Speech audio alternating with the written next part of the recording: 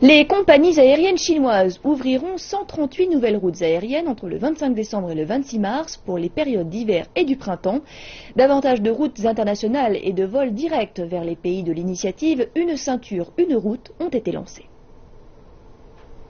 D'ici la fin octobre, des vols directs entre Beijing et Johannesburg, ainsi qu'entre Beijing et Addis Abeba, vont être lancés. Air China deviendra ainsi la première compagnie aérienne d'Asie à couvrir les 6 continents.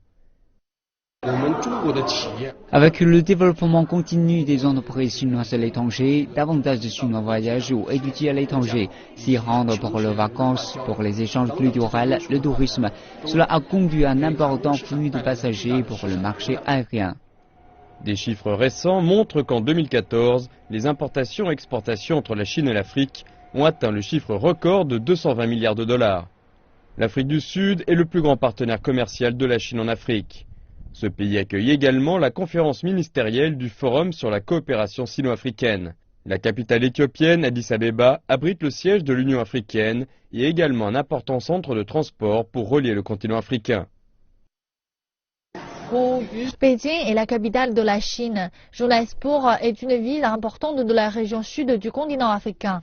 La nouvelle liaison directe ne fait pas que relier deux villes ensemble, mais joue également un rôle important pour promouvoir les échanges économiques et culturels entre les deux métropoles. Je pense que le cœur de l'initiative Une ceinture, une route concerne la connectivité. Beijing est la plaque tournante du transport en Asie. Addis Abeba est celle de l'Afrique. Les vols directs entre les deux villes sont un élément important pour l'interconnectivité entre l'Asie et l'Afrique. La Chine a officiellement signé des accords sur le transport aérien avec 17 pays d'Afrique, dont l'Éthiopie et l'Afrique du Sud. Elle a également initié un projet d'accord avec 6 autres pays africains, dont les Seychelles et la Libye. On estime que le trafic aérien d'Afrique centrale devrait croître au taux annuel de 20% par an.